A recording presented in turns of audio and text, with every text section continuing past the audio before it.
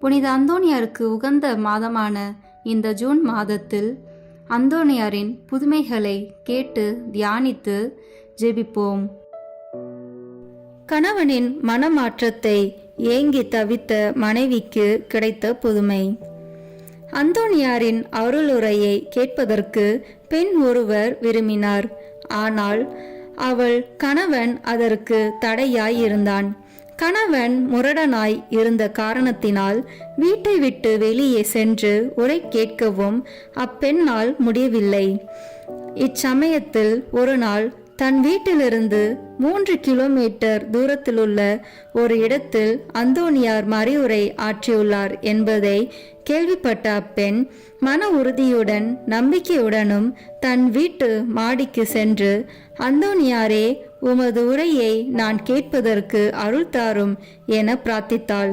அப்பெண்ணின் வேண்டுதல் கேட்கப்பட்டது. மாடியில் நின்ற பெண்ணுக்கு அந்தோணியாருடைய மறைவுரை ஒரு வார்த்தையும் தவறாது தெளிவாக கேட்டது. அப்பெண் பெரும் வியப்படைந்தாள்.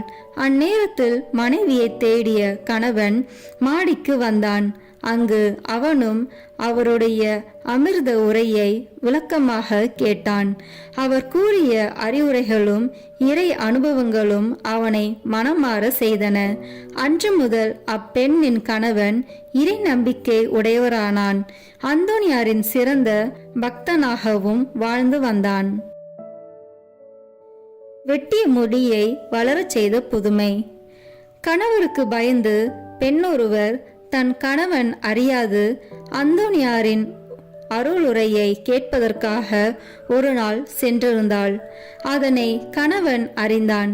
சினமுற்ற அவன் தன் மனைவியின் கூந்தலை அடியோடு வெட்டிவிட்டான். அவள் தன் நிலையை கண்டுணர்ந்து நாணமடைந்தவளாய் கவலையுடன் கதறி அழுது கொண்டு அந்தோணியாரிடம் சென்று முறையிட்டாள். அவளது கவலை நிறைந்த வேண்டுதல்களும் இறங்கியவரான அந்தோணியார் இறைவனை வேண்டி பிரார்த்தித்து ஆசீர்வதித்தார். அவளது கூந்தல் முன் போலவே அற்புதமாக மீண்டும் வளர்ச்சி பெற்றது. இவ் அற்புத செயலை கண்ட பெண் பரமனை துதித்து தன் வீடு சென்றாள். அங்கு தன் மனைவியின் கூந்தல் வளர்ந்துள்ள அற்புத செயலை கண்ணுற்ற மூர்க்க குணமுடைய அவள் கணவன் தன் ஆணவத்தின் மேலாதிக்க கொண்டு தான் செய்த தவறு எப்படிப்பட்டதென அறிந்தவனாய் மனம் நொந்து மனமாற்றம் பெற்றான். அன்று முதல் மனைவியை அன்புடன் மதித்து ஒற்றுமையாக வாழ்ந்தான்.